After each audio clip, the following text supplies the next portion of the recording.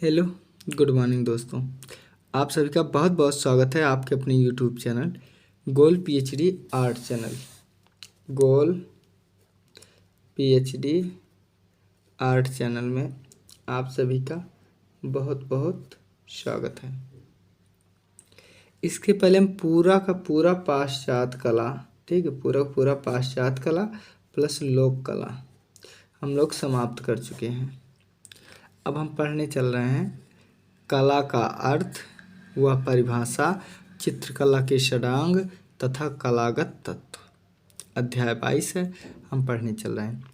इसमें हम super fast revision में जैसा कह रहा हूँ कि सुपर फास्ट रिवीजन, तो हम इसमें तेज़ी से पढ़ेंगे इसलिए क्योंकि ये 6 से 7 पेज है। तो 6 से 7 पेज में अगर हम धीरे धीरे पढ़ेंगे तो वीडियो बहुत लंबी हो जाएगी, और लंबी वीडियो कोई देखना नहीं चाहता। तो कोई देखे या ना देखे फ़र्क ही नहीं पड़ता, जो पढ़ने वाले होंगे वो देखेंगे। ठीक है, चलिए हम देखते हैं। पर सबसे पहले देखते हैं प्राचीन ग्रंथों में कला का उल्लेख। तो देखिए, ललित विस्तार में 86 प्रकार की कला है। प्रबंध कोश में 72, यजुर्वेद में 64, कामसूत्र में 64 प्रकार, कादम्बरी में 64, अग्निपुराण में 64 और शुक्रनीति शास्त्र में 64। यानी कि आपको याद करना यही दो, एक ललित विस्तार में 86 और प्रबंध में 72। ठीक है, बाकी सभी में लगभग 64 हैं। चलिए अब देखते हैं कला आर्ट का अर्थ है क्या। कला आर्ट का अर्थ है, कला किस भाषा का शब्द है? तो कला संस्कृत भाषा का शब्द है। कला को अंग्रेजी भाषा में क्या कहा जाता है? तो आर्ट कहते हैं, सभी जानते हैं।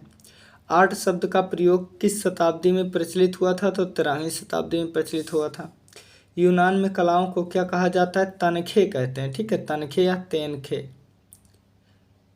या देखने। ठीक है, कहीं कहीं तनखे देखने ऐसे लिखा रहे, जिसे हम कहते हैं तकनीक।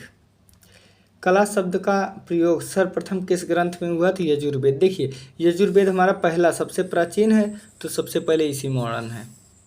64 कलाओं का सर्वप्रथम उल्लेख किस ग्रंथ में? यजुर्वेद में। देखिए 64 प्रकार का ये है ना, यजुर्वेद पूछ लिया तो 64 प्रकार का। ठीक है, आगे देखो। 64 कलाओं का उल्लेख सर्वप्रथम क्रमबद्ध रूप से, कहाँ? क्रमबद्ध तरीके से कहाँ मिलता है? कामसूत्र में। क्षेमेंद्र ने अपनी पुस्तक, इन्होंने एक पुस्तक लिखी जिसका नाम है कला विलास में इन्होंने कितने प्रकार की कला का उल्लेख किया है? तो 64। जनोपयोगी कला, देखो 64 जनोपयोगी कला, 64 सुनारों की, 64 वेश्याओं की, 10 भेषज की, 16 कायस्थों की कला, 100 सार कलाएं तथा 32 धर्म अर्थ काम मोक्ष से संबंधित और 32 मात्सर्यशील प्रभावमान की।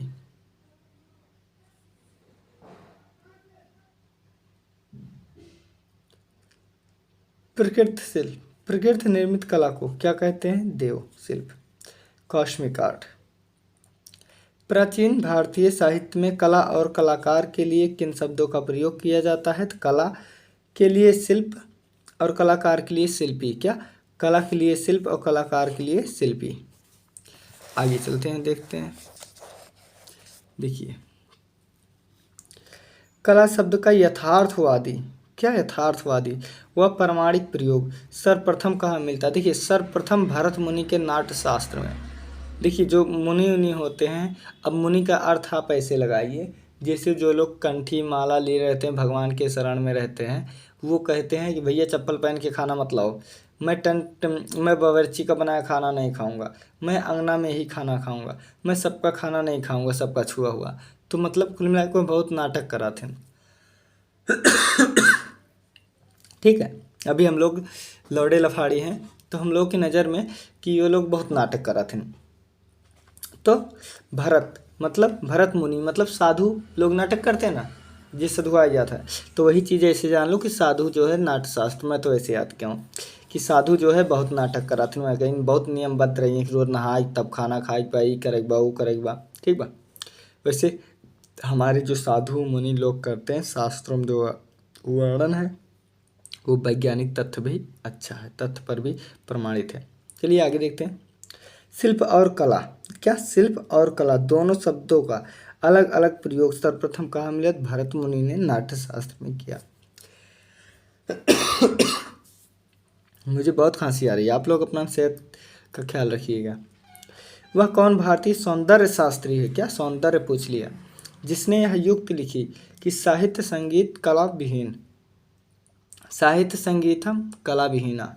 पूरा संस्कृत में ऐसे होगा, लेकिन हिंदी में लिखा है साहित्य संगीत कला विहीन। किसने? भर्तृहरि ने। आगे देखते हैं। जैसा कि हमने इसे पढ़ चुका है, एक बार फिर पढ़ लेते हैं। प्राचीन ग्रंथों में कला का उल्लेख। ललित विस्तार में 86 प्रकार, और वसंत कोश में 72, यजुर्वेद में 64, कामसूत्र में 64, कादम्बरी में 64, अग्निपुराण में 64, शुक्र नीतिसार में 64। अब भोग क्या है? क्या भोग क्या है? तो किसी भी कलाकृति की रचना का मूल आधार भोग का तत्व कहलाता है। जैसे कविता में प्रयुक्त शब्द, चित्र में प्रयुक्त रंग, मूर्ति में मिट्टी, सीमेंट, पत्थर, कांस आदि। अब हम आगे देखते हैं। देखिए, अब है कला किसे कहते हैं? तो सामान्य रूप से कुशलता पूर्वक किया गया कोई भी काम, ये मान लीजिए किसी भी कार्य को पूरे कुशलता और निपुणता के साथ उस कार्य को पूरा करना कला कहलाएगा। मान लो आप खाना बना रहे हैं, जब तक आप खाना बनाकर उतार कर उसे जो है चूल्हे पर से ढाँक के ना कंप्लीट कर देंगे, तब तक वो कला नहीं मानी जाएगी। इसीलिए बोला है सामान्य रूप में, मतलब साधारण सी बात है कि कुशलता पूर्वक किया गया कोई भी कार्य कला कहलाता है। अब देखिए, विषय वस्तु किसे कहते हैं? तो भोग तत्व रूप बनकर, क्या भोग तत्व रूप बनकर कृत की विषय वस्तु का स्थान ग्रहण करती है, इसे कहते हैं विषय वस्तु। अभिव्यक्ति किस प्रकार की होती है? तो रूप द्वारा, अभिव्यक्ति रूप द्वारा। अरे भाई देखो, मैं अगर किसी शैतान का डरावना चेहरा देखूंगा तो मुझे से अभिव्यक्ति होगी भैया बहुत डरावना बा, और कोई जोकर उकर देख लूँगा हंसूंगा, मुझे अभिव्यक्ति होगी खुशी की। वही चीज़ है, कलाओं की अभिव्यक्ति के लिए आवश्यक है, कलाओं की अभिव्यक्ति के लिए आवश्यक है भाव, विचार या अनुभूति। विचार विमर्श, सोचे समझे क्षमता और अनुभूति तहार अंतरात्मा से का निकलत है। ठीक बा। कला का वर्गीकरण कितने प्रकार में बांटा गया? कला को दो, ललित कला, उपयोगी कला। ललित कला किसे कहते हैं? जिनमें मनोभाव की अभिव्यक्ति होती है, उसे ललित कला कहते हैं। अब ललित कला कितने प्रकार के होते हैं? ललित कला 5 प्रकार के होते हैं। संगीत कला, काव्य कला, चित्रकला, मूर्ति कला और स्थापत्य कला। क्या? संगीत कला, काव्य कला, चित्रकला, मूर्ति कला, स्थापत्य कला। अभी एक बार आएगा ना हेगल के अनुसार, तो हेगल सबसे पहले माने हैं काव्य, बाद में स्थापत्य। ठीक है, अभी हम आगे पढ़ेंगे उसे, लेकिन यहाँ पर आप संगीत, काव्य, चित्र, मूर्ति, स्थापत्य आगे देखते हैं सुपर फास्ट रिवीजन में। ये देखो, हीगल का कला वर्गीकरण किस नाम से जाना जाता है? तो Hegelian classification of fine art. Hegel ने किस कला को श्रेष्ठ माना? अभी हमने बात किया कि किस कला को श्रेष्ठ माना था, तो काव्य कला को। हीगल के अनुसार सबसे निम्न कला क्या है? तो वास्तुकला। कलाओं को विशिष्टता के अनुसार हीगल ने इसे किस क्रम में रखा है? तो देखिए, पहले काव्य, मैंने क्या कहा, शुरुआत काव्य से की है, लास्ट में वास्तुकला या स्थापत्य। तो काव्य, संगीत, चित्रकला, मूर्तिकला और वास्तुकला। उपयोगी कला किसे कहते हैं? जो कलाएं मानव के व्यवहारिक जीवन में संबंधित है, जैसे बढ़ईगिरी, छपाई, घर बनाना, मकान बनाना, कॉपी, किताब, ये सब तार आए उपयोगी कला के। किन कलाओं को यूरोप में उदार कलाएं कहा जाता है? तो उपयोगी कला को कहा जाता है। अब हम आगे देख लेते हैं थोड़ा सा। देखिए, स्थिर तथा गतिशील कलाएं हैं। स्थिर कलाएं चित्र, मूर्ति, वस्तु, इन्हें सापेक्ष कला भी कहते हैं, तथा गतिशील कलाएं नृत्य और काव्य, इन्हें काल सापेक्ष भी कहते हैं। अब मैं इसे आपको समझा दूं। देखो, मूर्ति मान लो रहेगी तो एक जगह स्थापित रहेगी, चित्र भी रहेगा एक जगह स्थापित रहेगा, और अगर घर है तो वो स्थापित रहेगा। क्या मान लो, क्या यहाँ पर मेरा घर है, ठीक है, और मैं 50 मीटर दूर से क्या मैं, मान लो ये एक बड़ी सी दीवार है और इस पार चित्र है, इस पार मैं हूँ, तो क्या मैं कोई घर रहेगा तो देख लूँगा? नहीं, क्योंकि बीच में दीवार है। मूर्त रहेगी देख लूँगा? नहीं, क्योंकि दीवार है। तो लेकिन अगर यहाँ पर संगीत हो रहा है, गाना सुनाई दे रहा है, तो ये दीवार इस पार सुनाई दे रहा है, भैया डीजे बाजत तो पूरा मोहल्ला सुना, तो दिवाली की बात करता है, ठीक बा। और जैसे नाच वाच होता है, डिच्चिक डिच्चिक डिच्चिक डिच्चिक जब बाजा कर तब जौन बा होता है ना। तो वही चीज़ करा कि जो काव्य कला है और संगीत कला है, ये गतिशील कला है। इसकी आवाज़ के माध्यम से हम एक स्थान से दूसरे स्थान तक जाता है, लेकिन मूर्ति एक स्थान से दोनों स्थान नहीं जाता, चित्र नहीं जाता, घर नहीं जाता। तो यही चीज़ है। देखिए, स्थिर मतलब जो एक जगह स्थिर हो, गतिशील मतलब जो तक चलता हो। तो स्थिर, देखिए स्थिर कलाएं चित्र, मूर्ति, वस्तु या वास्तु, इन्हें सापेक्ष भी कहते हैं। तथा गतिशील में नृत्य और काव्य कला, इन्हें काल सापेक्ष कहते हैं। आगे देखते हैं अब दृश्य तथा श्रव्य। अब दृश्य मतलब देखना, श्रव्य मतलब सुनना, कलाएं होती। तो देखिए, अब मैं ही समझा रहा हूँ। आप चित्र को देखते हैं, मूर्ति को देखते हैं और वस्तु को देखते हैं, ठीक है, नृत्य को भी देखते हैं, लेकिन सुनते क्या हैं? संगीत कला सुनते हैं। तो वही देखो, दृश्य मतलब देखना, श्रव्य मतलब सुनना। तो देखिए, जिन कलाओं के संवेदन श्रवणवेदिक होते हैं, मतलब सुनने के द्वारा, कान के द्वारा ग्रहण किए जाते हैं, उन्हें श्रव्य कला कहा जाता है। जैसे काव्य तथा गीत, कोई कविता पाठ, जैसे मैं पढ़ रहा हूँ इसे, ठीक है, तो आप सुन रहे हैं ना, या मैं कोई गाना गाऊंगा तब भी आप सुन रहे हैं। एवं वाद्य इसी कोट की कलाएं हैं, या वाद्य जो बजाया जाता है चुड़चुक, इसी के अंतर्गत आना। तथा जिन कलाओं को नेत्रीय मतलब आंखों से ग्रहण किया जाता है, उसे दृश्य कला कहते हैं। जैसे चित्र को हम आँख से देखते हैं, कान से थोड़ी सुनाई देता कि वो बोलता मैं चित्र हूँ। मूर्ति भी नहीं बोलता, स्थापत्य भी नहीं बोलता और नृत्य भी नहीं बोलता। देखिए, नृत्य हम देखते हैं लेकिन सुनते तो कोई गाना ही है ना, सुनते तो कोई आवाज़ ही है ना, वही चीज़। अब फिर देखिए, अब कह रहा है निम्न कला और उच्च कला क्या है? तो पात्र कला, खिलौना, वस्त्र, कारीगरी, आभूषण को निम्न कला कहते हैं। लेकिन माइनर आर्ट जैसे चित्र, मूर्ति, ये सब उच्च कला कहा जाता है। अब देखिए, विष्णु धर्मोत्तर पुराण में यथार्थ रूपों के आधार पर अंकित सदृश चित्रों को क्या कहते हैं? तो विद्ध कहते हैं। क्या? विद्ध। देखिए, अब सामग्री के आधार पर शास्त्रों में कितने प्रकार के चित्र माने गए? 2। एक रस यानी अर्थात गीले रंगों से जो बनते हैं, दूसरा धूल जो सूखे से। जैसे देखिए भैया, हमारे जैसे रंगोली हो गया तो चूर्ण से बनता है ना, तो ये हो गया धूल। और रंग से जैसे हम पेंटिंग वेंटिंग बनाते हैं। अब आगे देखते हैं। देखिए, हम आगे देखते हैं कला की परिभाषा।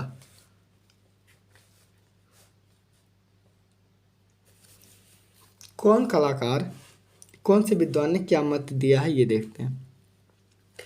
कला सत्य की अनुकृति है, प्लेटो ने कहा। कला अनुकरण है, अरस्तु ने कहा। कला सत्य की प्रतिकृति प्रस्तुत करना ही कला की सबसे बड़ी समस्या है, इसे गैटे ने कहा।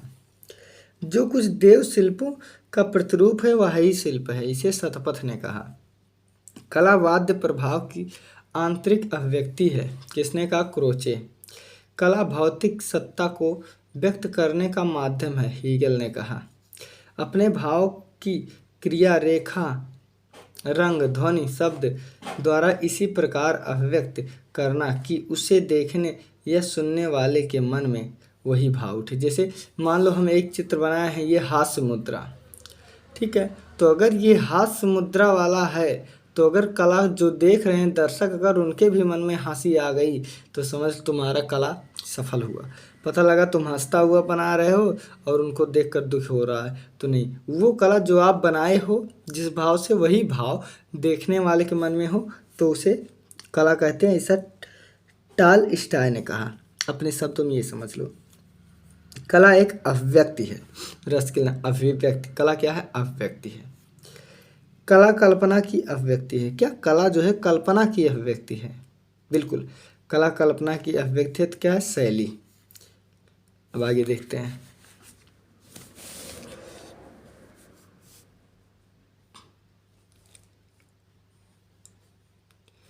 देखिए, कला कल्पना की अभिव्यक्ति है जैसे शैली।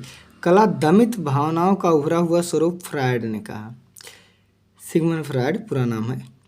जिस गुण या कौशल के कारण किसी वस्तु में उपयोगी गुण या सुंदरता आ जाती है वह कला है। श्याम सुंदर दास कहते हैं कि जैसे किसी भी कौशल के कारण, किसी हुनर के कारण अगर आपके अंदर जो है कोई गुण आ जाता है तो ही सुंदर होती है, तो वह कला है। जैसे आप मोटरसाइकिल बनाना सीख लिए तो आपके अंदर गुण आ गया, आप मोटरसाइकिल बना रहे हो बहुत अच्छे से, 2-2 3-3 महीना बोलना नहीं पड़ रहा है, अच्छे से घूम घूम करके चल रहा है, तो ये आपकी कला है। सॉरी।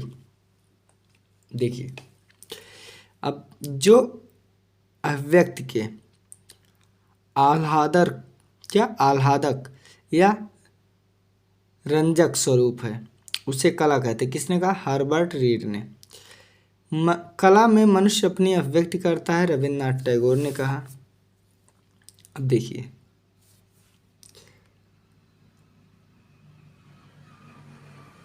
ये ब्लर क्यों आ रहा है? भारतीय चित्रकला की प्रमुख विशेषता है कल्पना प्रियता, अंतर प्रकृति का अंकन, धार्मिकता, आदर्शवादिता, अलंकारिकता, आकृति तथा मुद्राएं, प्रतीकात्मकता, रेखा, छाया, प्रकाश, काल्पनिक परिप्रेक्ष्य, समान पात्र विधान, नामहीनता, साहित्य पर आधारित। एक सफल शैक्षणिक पाठ्यक्रम में किसका महत्व है? कला का। संस्कृत क्या सूचित करती है? मानसिक विकास।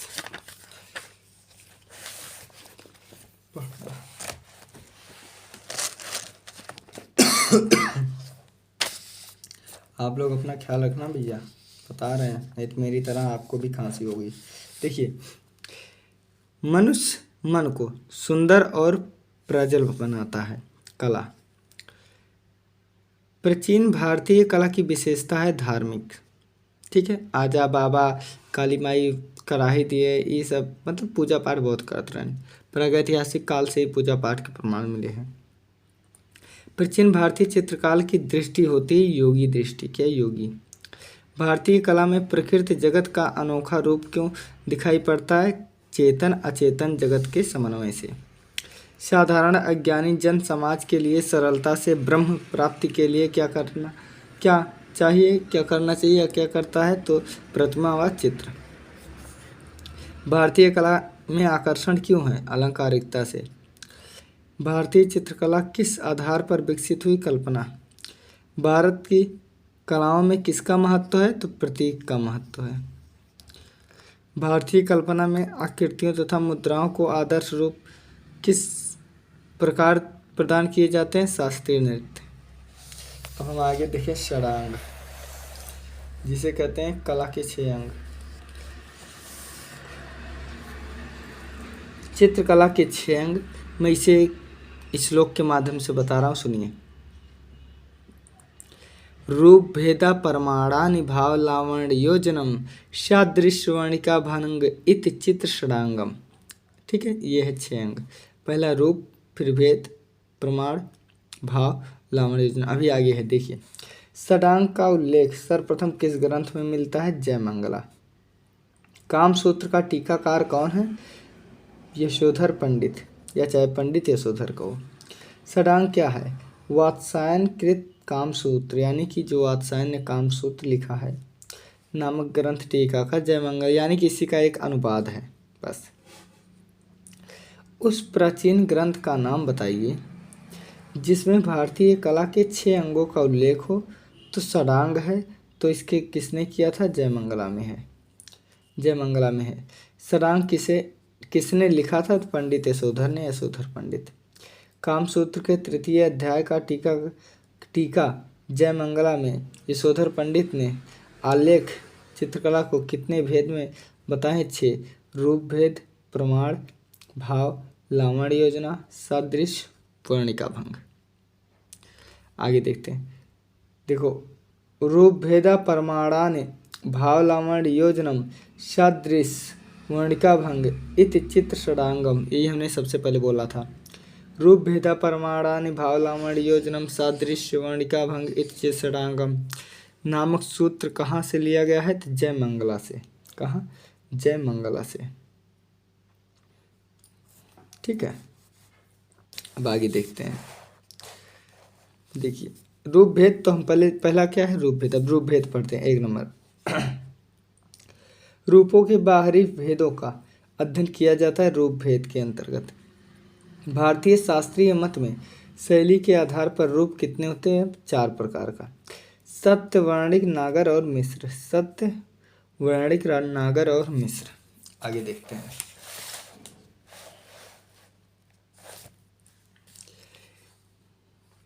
आकृति ताल मानो, साधारण मानो 8 ताल, उत्तम मानो 9 ताल, भयानक 12 ताल, राक्षस 16 ताल, कुमार 8 ताल, बाल 5 ताल, यानी बच्चे छोटा रूप जो होता है बाल का 5।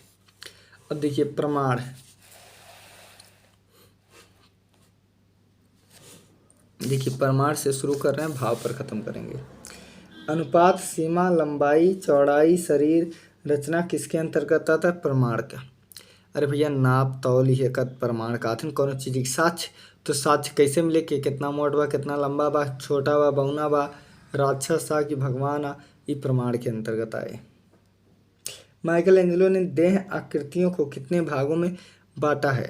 तो 8 भाग में, बाकी भारतीय 7.5 भाग बा। शुक्राचार्य ने पुरुषाकृतियों को कितने भागों में बांटा है? 5। नर, क्रूर, असुर, वामन और कुमार। नर, क्रूर, असुर, वामन और कुमार। देखिए, आदर्श मानवाकृति के लिए भारत में कौन सा ताल प्रमाण निर्देशित है? 9 ताल। प्रमाण का एक अंश क्या कहलाता है? ताल। प्रमाण निर्धारण में एक ताल बराबर एक सिर, और एक ताल बराबर कितना अंगुल? 12। ठीक है, देखो 12 अंगुल बराबर एक सिर, एक सिर बराबर एक ताल। अब देखा एक सिर में कितने भागों में बांटा जाता है? 4। देखिए मैं ही बता दे रहा हूँ। मान लो ये है, यहाँ पर आपका आँख बन गया, नाक, मुंह, ठीक है, यहाँ से बाल आ गया, ये आपका मत्था हो गया, यहाँ से बाल आ गया, बन गया ना 4 भाग। 1 2 3 4 भाग। तो ये पूछ रहा है सिर को कितने भागों में बांटा गया है? 4। अनुपात के लिए उचित ज्ञान को क्या नाम से जाना जाता है? क्या? प्रमा। आगे देखिए, भाव तीसरा नंबर आ रहा है। भाव, भाव कहते हैं आकृति की भंगिमा को। भाव कला को देता है अभिव्यक्ति। भाव का किससे घनिष्ठ संबंध है? तो रस से। शास्त्रों में रस की निष्पत्ति मानी जाती है अस्थाई भाव से। सर्वप्रथम रस सिद्धांत किसने दिया? भरत मुनि ने। आरंभ में भरत मुनि ने कितने रस व उसके कितने अस्थाई भाव बताए हैं? 8 रस के 8 अस्थाई भाव। कौन? भरत मुनि 8 बताए हैं, तो 8 अस्थाई भाव। अभी आगे आपको 9 मिलेगा। देखिए वर्तमान में कुल कितने रस और उसके कितने भाग हैं? अस्थाई भाव हैं, तो 9 रस 9 अस्थाई। देखो भरत मुनि पूछेगा तो 8, और ऐसे पूछ लिया कि रस कितने प्रकार के होते हैं, तो 9 अस्थाई भाव। भाव क्या है? यह भाव है भारतीय चित्र की आत्मा है। किसी वस्तु के सौंदर्य को देखने के लिए सहायक होता है भाव। भाव मतलब तहार इंटरेस्ट पता लगे, तहार पेंटिंग में अच्छा मने ना ना हम तो का पेंटिंग देखा होती, पता लगता है मन में भोजपुरी गाना चलता बा। ठीक बा, आगे देखो, मत रस तथा उससे संबंधित भाव। श्रृंगार रस के रति, हास्य के हास, करुण के शोक, वीर के उत्साह, रौद्र के क्रोध, भयानक के भय, विभत्स के घृणा, अद्भुत के आश्चर्य, शांत का निर्वेद। देखिए यही चीज आया था नेट में कि श्रृंगार हैं, तो एक ये श्रृंगार ऑप्शन में दिया था, एक ये, बाकी सब जो है इसमें से दिया था, उत्साह, क्रोध, ये सब। लेकिन रस पूछा था तो रस यही 2 हमने भी लगाया है, मेरे दोस्त ने भी लगाया है। चलिए अब हम देखते हैं लावण्य योजना। लावण्य योजना या लावण्य योजना। लावण्य योजना है बाह्य सौंदर्य की अभिव्यक्ति, मतलब ऊपरी बनावट। जैसे कोई लड़की लड़का ऊपरी कितना अच्छा लग रहा है, कोई घर बनवाया है पेंट किया है कितना अच्छा लग रहा है, तो वही ऊपर जो बाहर से देखते हैं।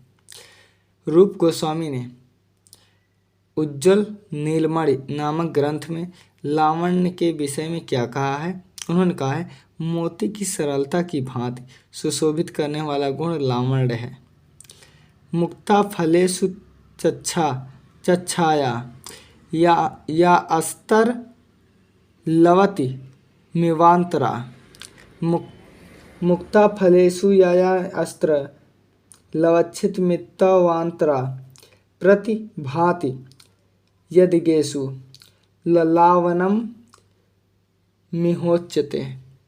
श्लोक कहाँ से लिया गया है? तो उज्ज्वल निर्माण ग्रंथ है। अब देखिए सादृश्य मतलब हूबहू,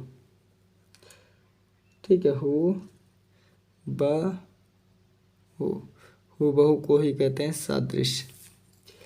किसी मूल, ध्यान दीजिए, किसी मूल वस्तु पदार्थ भाव के साथ उसकी प्रतिकृति के समान दर्शाया जाए तो वही सादृश्य होगा। मतलब जैसा है वैसा ही दिखाया जाए तो सादृश्य होगा।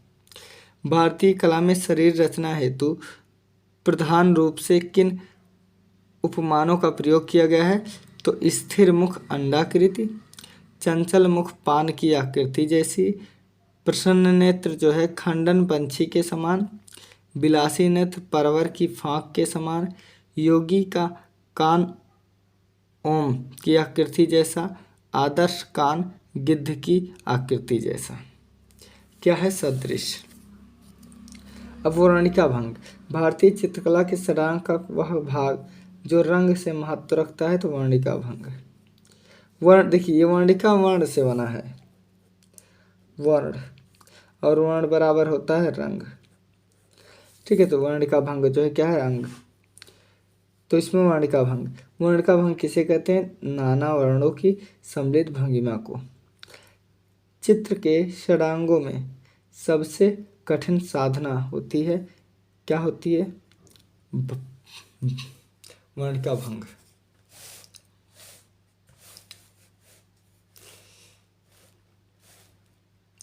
देखिए, आप भी देखिए, वर्ण है 5 प्रकार के, लाल पीला सफ़ेद नीला काला। लाल पीला सफ़ेद नीला काला। कला के तत्व, एलिमेंट्स ऑफ आर्ट। चित्रकला में कितने तत्व माने गए हैं? तो 6। अंतराल रेखा आकृति वर्ण तान पोत, पोत को ही वर्ण कहते हैं। अब अंतराल किसे कहते हैं? अंतराल कहलाता है चित्रकार का द्वियामी कार्यक्षेत्र, मतलब ही पेपर भी हो सकता है, कैनवास भी हो सकता है, धरातल, ठीक है। दृश्य कला में अंतराल से क्या तात्पर्य है? रिक्त स्थान, वह स्थान जिसमें कोई स्पर्शनीय वस्तु स्थिर ना हो, क्या कहलाता है? अंतराल। शून्य, किसी शून्य अंतराल में सक्रियता उत्पन्न होती मात्र बिंदी रख दी, देखा, मान ला ये बा, ठीक बात। तो लेकिन जिसे बिंदी रख दे तार दिमाग यही पाए रुके, यानी कि स्थिर हो जाए, सक्रिय हो जाए काम।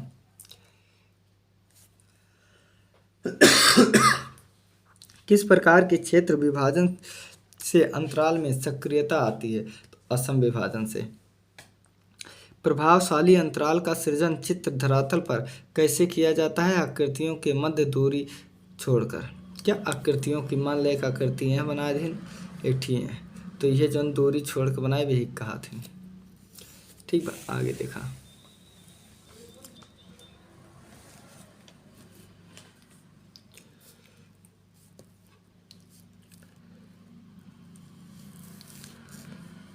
इनमें से कौन कौन सी आकृति त्रियामी अंतराल नहीं बनाती? तो वृत्ताकार त्रियामी न बनाओ।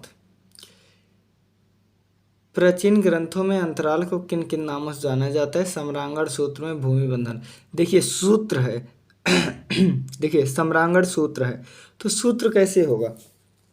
सूत्र में ऐसे ही होता है, सूत्र मतलब बंधन समझ लो, ठीक है। सूत्र मतलब बंधन, तो सम्रांगण सूत्र में बंधन भूमि कहते हैं। और अभिलाषितार्थ में, चिंतामणि में स्थान निरूपण और विष्णु पुराण में स्थान सिर्फ कहते हैं। धरातल और अंतराल में क्या अंतर है? कोई भी स्थान ग्राउंड चित्र धरातल हो सकता है, लेकिन अंतराल वही होगा जहां कार्यक्षेत्र काम करेगा। देखिए, आपका एक धरती भी धरातल है, एक कैनवास भी धरातल है, आपका एक कपड़ा भी धरातल है, आपका एक अखबार भी, आपके कापी भी धरातल है। लेकिन अब पूछ रहा है कि अंतराल किसे कहते हैं? तो जहाँ कलाकार काम करता है उसी को अंतराल कहते हैं। ठीक है, उसी को अंतराल कहेंगे। अब आगे देखते हैं। हो गया अंतराल। अब देखिए, सक्रिय और सहायक अंतराल किसे कहते हैं? हम आपको भी तुरंत समझ जाओगे इसे पढ़ने से अच्छा। देखिए, एक सहायक होता है, एक सक्रिय होता है। तो देखो, एक जो हीरो हीरोइन जब नाचते हैं तो उनके पीछे 8-10 लोग जो है भीड़ लगा के बच्चे नाचते हैं पीछे ना। तो वो क्या कर रहे हैं? वो पीछे वाले बच्चे जो है मुख्य आकृति की सहायता कर रहे हैं। तो यही जो हीरो हीरोइन होता है ये मुख्य आकृति होता है, क्योंकि देखो, हीरो को ही हर जगह दिखाया जाता है, कूदता है तब भी, मारता है तब भी, खाना खाता है तब भी, उठता बैठता तब भी। लेकिन जो पीछे बच्चे डांस करते हैं क्या उनको सब तो दिखाया जाता नहीं? तो वो सहायक है। देखिए, अब इसमें देखिए, सक्रिय तथा सहायक अंतराल। प्रमुख रूप से युक्त अंतराल सक्रिय, क्या प्रमुख रूप से जो होता है, जैसे हीरो अंतराल सक्रिय कहलाता है। शेष अंतराल सहायक, जैसे और जो आगे पीछे नाचे में सहायता करते हैं जाना। अब देखिए, स्वर्णिम विभाजन पद्धति का सिद्धांत किसने प्रतिपादित किया? तो यूनान, ग्रीक को यूनान ही कहते हैं ना, यूनानियों ने ग्रीकवासियों। चलिए, यूनान द्वारा विकसित समयानुपात का नियम क्या है? तो देखिए, इसका क्या है? इसका नियम है ना, देखिए यहाँ मैं बता दे रहा हूँ। कहाँ? यहाँ देखिए, 1 + 2 2 1 3 3 2 5 5 3 8 8 5 13। तो देखो, यही वाला यहीं से उठाया है, यहीं इतना से है ना, 3:5 8:13। तो ऐसे ही होता, देखिए, इसे 1 2 = 3 3 2 5 5 3 8 8 5 13 13 5 18। ठीक है, ऐसे ही बढ़ता चला जाएगा। मध्यकालीन यूरोपीय चित्रकारों के अंतराल का संयोजन किस सिद्धांत पर किया जाता था? दृष्टि क्षय वृद्धि। क्या? दृष्टिगत क्षय वृद्धि। आगे देखिए, हाँ बस, ज़्यादा नहीं है, थोड़ा है, हम लोग तेजी से और पढ़ेंगे। देखिए, क्षय अंतराल क्या है? वह क्षेत्र जहाँ चित्रकार ने कार्य आरंभ नहीं किया, वह खाली स्थान। क्या? अक्षय अंतराल, जैसे ई है। ठीक है, तो अभी ये क्या है? अभी आपका जो है अक्षय अंतराल है। क्या? अक्षय अंतराल। क्यों? क्योंकि वह क्षेत्र, मतलब यह क्षेत्र जहाँ चित्रकार कार्य आरंभ नहीं किया है या खाली है, तो यही है। जैसे बिंदी रख देगा, कार्य आरंभ। देखिए, मध्यकालीन यूरोपियन कलाकारों ने किस विभक्ति का प्रयोग अपने चित्रों में अधिक से अधिक किया है? तो समविभक्ति। ठीक है, समविभक्ति का, समविभक्ति मतलब जैसे ये है ना, तो इसी को ऐसे समविभक्ति हो गया ना, आधा इधर होगा आधा इधर होगा, या ऐसे बांट देंगे तो आधा इधर मतलब समान विभाजन। अंतराल में रेखा की कौन सी 3 आकृतियां संभव है? तो ऊर्ध्व रेखा, ठीक है, क्षैतिज रेखा और कर्णवत रेखा। 1 2 3। एक तो ए हो गया, एक बी हो गया, एक सी हो गया। ये ऊर्ध्व है, ये क्षैतिज है, एक कर्णवत है। अब आगे देखते हैं।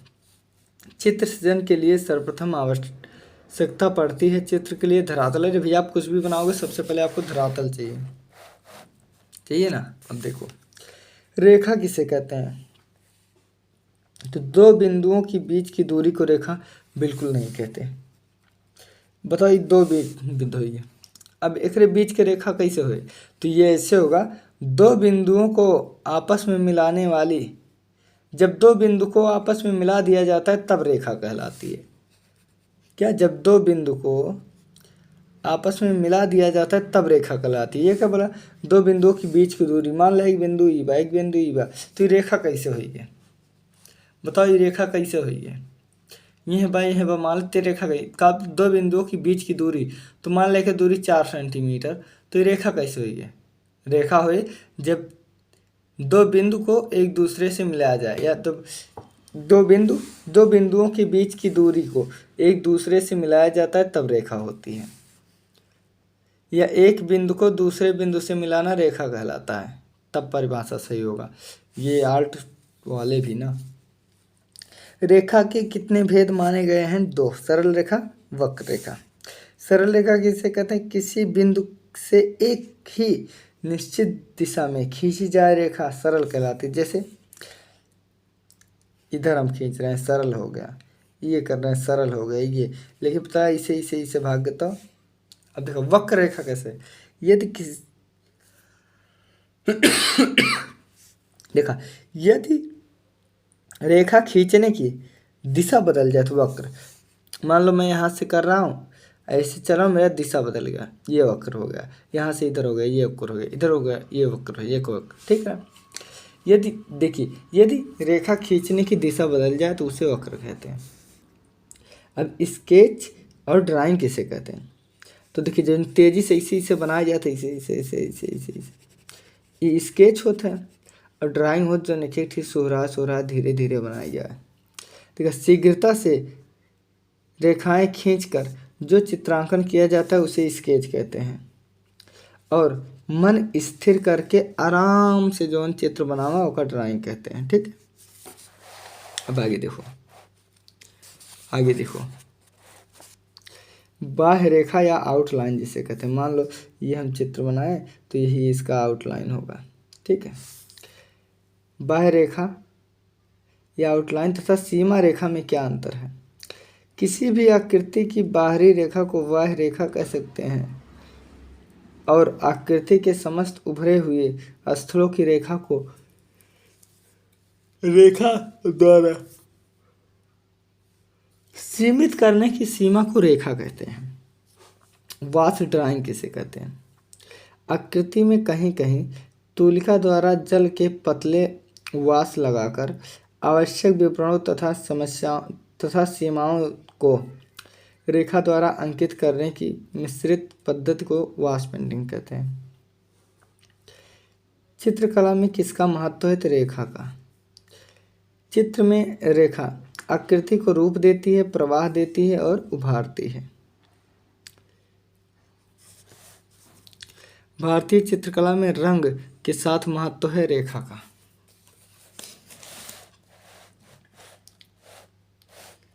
चलिए, निम्नलिखित में से भारतीय अलंकरण की प्राचीन विशेषता कौन सी है? रेखा।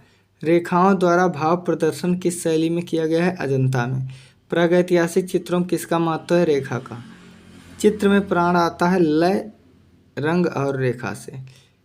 चित्रण के धरातल कितने आयाम होते हैं? 2। एक पूर्ण चित्र में कितने राउंड होते हैं? 3 राउंड होते हैं। वैसे चाहे जितना बनाओ लेकिन 3 मुख्य होते हैं। मोनालिसा के प्रसिद्ध चित्र कितने आयाम का है? 3। तो लिखनी गलत लिखा है। मोनालिसा के चित्र कितने आयाम में है? 3। गलत भैया, चित्र तो ये आयाम में होते यार ना। देखा, अलंकारिक आलेखन किन रेखाओं से बनाए जाते हैं? लयात्मक। देखिए, मोनालिसा है तो चित्र है ना, चित्र 2 ही आयाम में है, लेकिन उसे देखने पर तीसरा आयाम आभास होता है। देखिए, समांतर रेखा किसे कहते हैं? एक ही दिशा में बढ़ाई गई 2 रेखा जो किसी एक स्थान पर नहीं मिलती हैं, समांतर करे। साला ये भी पूरा मैं भी देखो गलत सिद्ध कर रहा हूँ यार। ये क्या लिखते हैं, क्या कर रहा है? एक ही दिशा में बढ़ाई गई 2 रेखा जो किसी स्थान पर नहीं मिलती। मान लो एक ही हवा हम एक इधर लिए गए, एक इधर लिए गए। किसी दिशा में एक ही दिशा में बढ़ाई गई 2 रेखा। मान ला अगर हम पूरब दिशा में बढ़ाते ही, अयो हम पूरब दिशा में बढ़ाते ही, तो होगी नहीं। तो ये होगा कि 2 रेखाओं की बीच की बराबर दूरी, जब 2 रेखाओं की बीच की दूरी बराबर होती तब समान रेखा होगी। मान लीजिए अब यह 4 सेंटीमीटर 5 यहूँ 5, तो ये दोनों समांतर रेखा हुई। असमांतर रेखा किसे कहते हैं? एक ही दिशा में बढ़ाई गई दो रेखाएं जो एक ही स्थान पर आकर मिल जाएं, मतलब ऐसे चले इसे एक मिल जाए। स्वतंत्र रेखांकन पद्धति किस महान कलाकार की शैली का प्रतिनिधित्व करती है? कांडिन्स्की की। स्मृति रेखांकन क्या है? तो किसी भी वस्तु का प्राकृतिक उपादान को प्रत्यक्ष देखे बिना पूर्व देखे हुए अवधारणा से करना स्मृति। देखिए स्मृति मतलब होता है याददाश्त। तो जिससे तू कहूँ घूमे गया बाजार के कोनो दृश्य देखला और आँख होगा अपने घरे बनावा सोच के, तो वही होगा स्मृति रेखा। अब देखिए शीघ्रता से किया गया रेखांकन स्केचिंग कहलाता है। हैचिंग किसे कहते हैं? तो रेखा वर्तना को।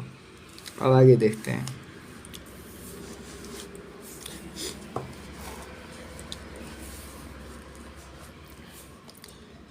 ऊपर की ओर जाने वाली रेखा को क्या कहते हैं? नहीं, ऊपर की ओर जाने वाली रेखा क्या प्रभाव प्रदर्शित करती है? महत्वाकांक्षा। कुंडलित रेखाएं क्या व्यक्त करती हैं? लयात्मकता। चित्र में कर्णवत रेखाएं किस भाव को व्यक्त करती हैं? तो कुशलता को। किसे? कुशलता। अंगों की गठनशीलता प्रदर्शित करने के लिए गोलाई में रेखांकन को कहते हैं एक्सियल शेडिंग। अनुभूत रेखाएं किसे कहते हैं? कुछ बिंदुओं के मध्य में रेखाएं प्रवाह को अनुभूत रेखाएं कहते हैं। चित्र में वक्र रेखा प्रदर्शित करती लय और गति को। क्षैतिज रेखा है विश्राम। मतलब इसे क्षैतिज रेखा तो मान लें कि सोवा बा बस, तो ये क्या करते हो? विश्राम बा या मरी बा, तो ये विश्राम बा। ठीक है, यही कह रहा है। क्षैतिज रेखा है विश्राम।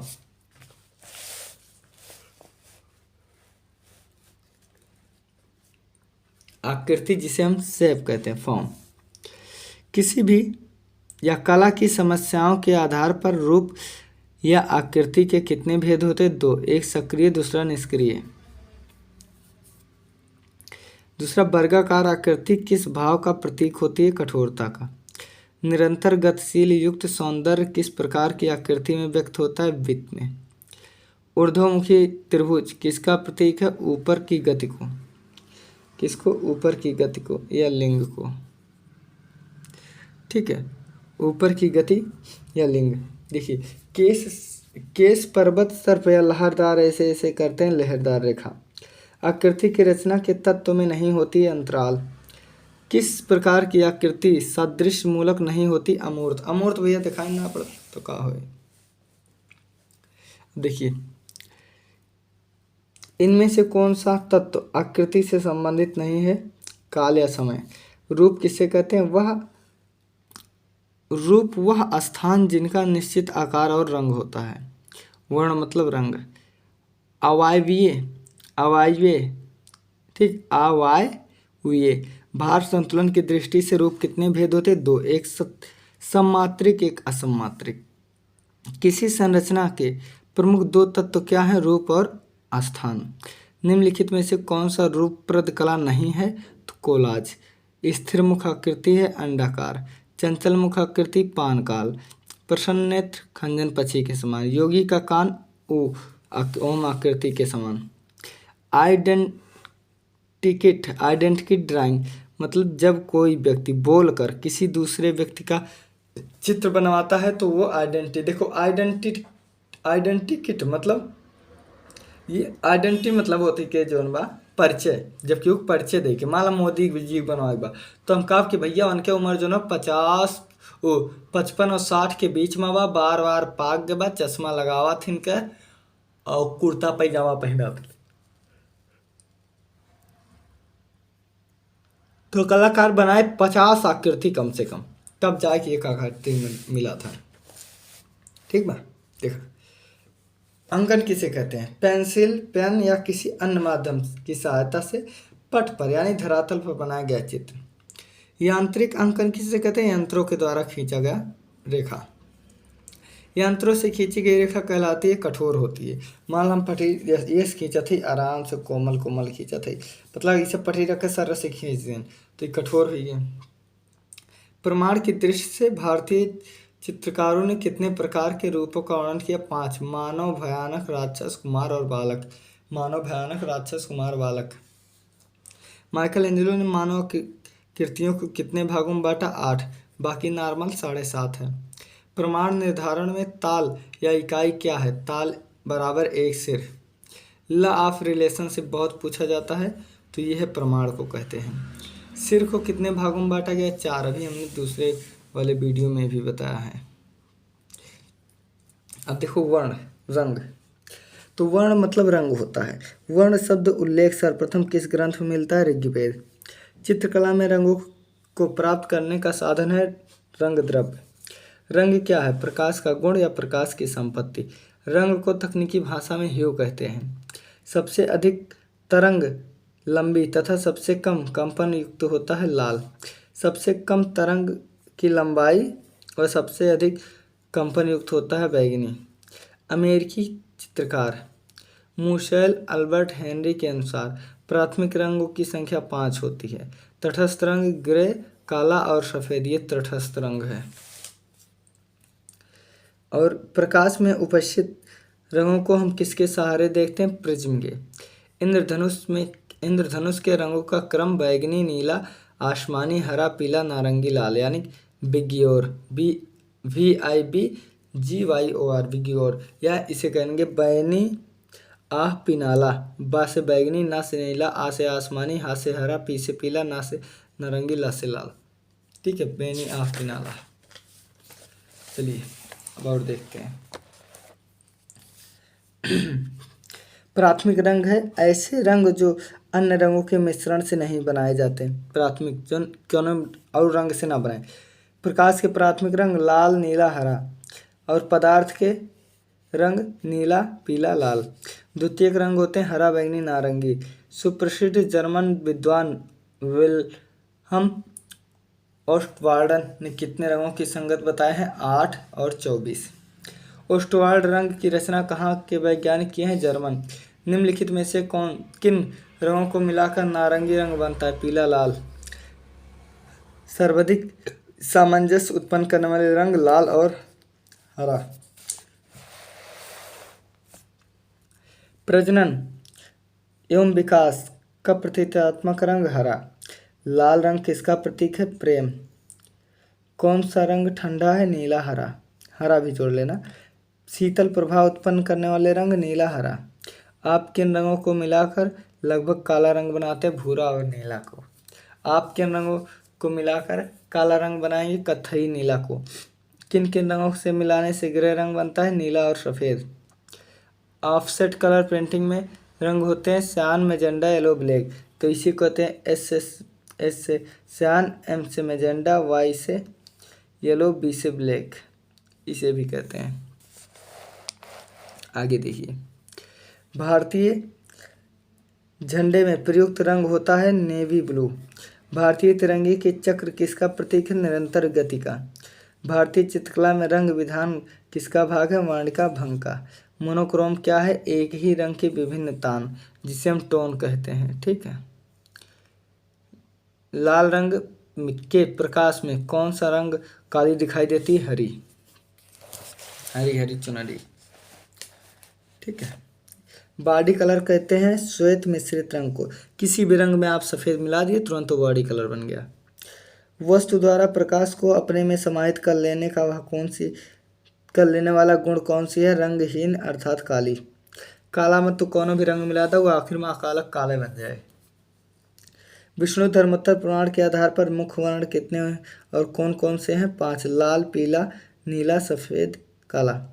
न्यूटन के अनुसार प्रकाश की रंगतें कौन सी होती है? बैगनी, हरा, नीला, हरा, पीला, नारंगी, लाल, यानी कि वियोर। सफ़ेद और काला रंग है आभा रंग। रौद्र रस है लाल का। सबसे तीव्र प्रकाश कहा जाता है हाईलाइट। गर्म रंग होता है पीला, लाल, नारंगी। कलाकार सामंजस्य उत्पन्न कर सकता है रेखाओं, रूपों और रंगों से। किस वैज्ञानिक ने बताया?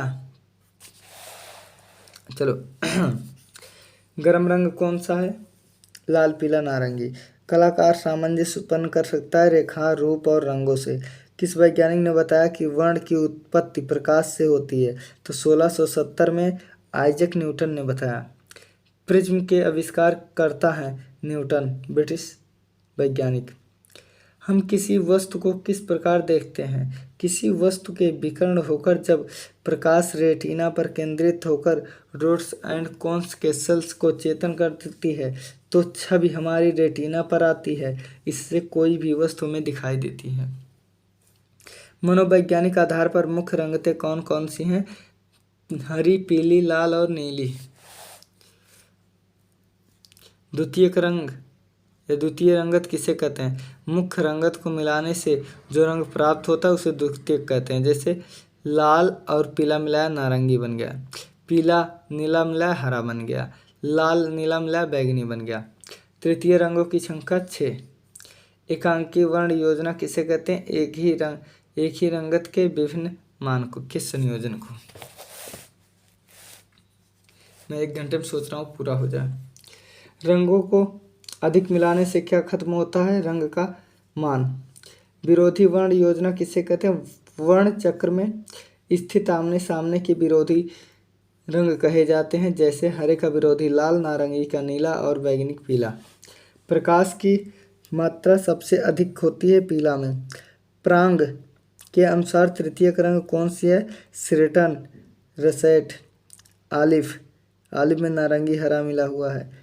सेटन नारंगी प्लस बैंगनी, रसेट हरा बैंगनी, आलिव।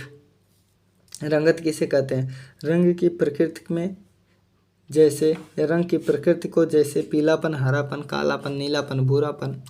अक्ष पटल के पार्श्व में कौन सी 2 ग्रंथियां होती? Rods and cones. काले और सफ़ेद दृश्यानुभूति कौन सी तंतु करती हैं? Rods and cons.